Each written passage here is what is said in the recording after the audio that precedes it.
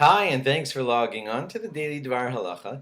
And here's a brand new halacha for you, and it's for Sunday, the 9th day of September, the 29th day of Elul. It's Erev Rosh Hashanah. I am just going to spew anything I could remember that you got to remember as you enter into the day, Erev Rosh Hashanah, and the day of Rosh Hashanah itself. Number one, in no specific order, on Erev Rosh Hashanah, it is most appropriate to say Hataras Nadarim. That's where you go in front of three men. They act as your court, and they can help you nullify any promise that you made throughout the year.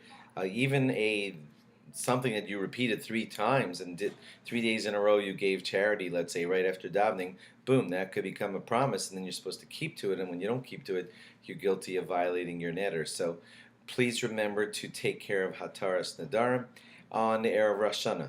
Please remember to get forgiveness from fellow Jews who you have, God forbid, wronged throughout the year, because you need their forgiveness, as we've taught here in the last few weeks.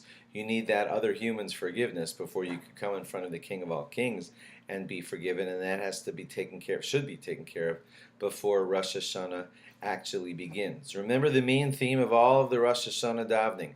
You're praising God, and it seems kind of weird that God needs praises, right? Because He's the King of all kings. He has no ego. He doesn't lack any feelings of self-confidence. So why is it that we all have to be busy praising Him and calling Him the King, etc.?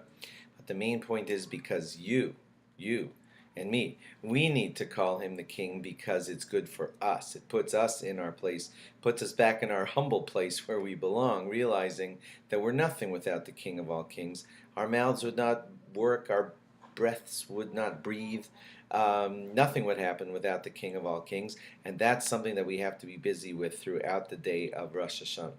Remember that when you hear the shofar, the bracha over the beginning of the shofar blowing, you're not supposed to talk all the way until the end of the shofar blowing, and certainly not miss any of the blasts of the shofar. Must be very careful to take care of that also, to not miss any shofar sounds throughout the entire day of Rosh Hashanah when they're blowing shofar. Please remember not to get into any fights, arguments, or anything like that, because it sets the tone for the entire year. Remember to say Lashana Tova Tikaseva Sechasem, with the additional words La'alter L'chaim Tovim L'shalom. If you can't remember that, it's in the Machzor, in the Rosh Hashanah book, and what it basically says is you're wishing all of your friends that they should be inscribed for a good new year immediately, for life, for good life, and for peace. And that's a wish that we give all of each other.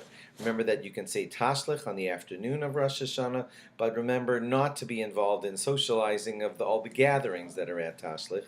And if that's a problem for you, you are allowed to say Tashlich after Rosh Hashanah. Remember, as we taught you about 2-3 weeks ago, you don't have to bring a big bag of crumbs and throw crumbs into the water. You're actually not allowed to feed the fish that are inside of the wild fish that are inside of the water there. So there's just a custom to shake your pockets and symbolically have your sins cast off, but you don't have to bring big bags of crumbs to throw them into the water on Rosh Hashanah. And do remember, please, that after Rosh Hashanah, the third day of Tishrei is going to be Tzom Gedalia, the fast of Gedalia, and we'll be talking about that to you after Rosh Hashanah. Have a ksiva v'chsima tova. We should all be inscribed for a very good, happy and healthy New Year filled with serving Hashem in the proper way. Thanks. Have a very good Yom Tov and a very good New Year. Bye-bye.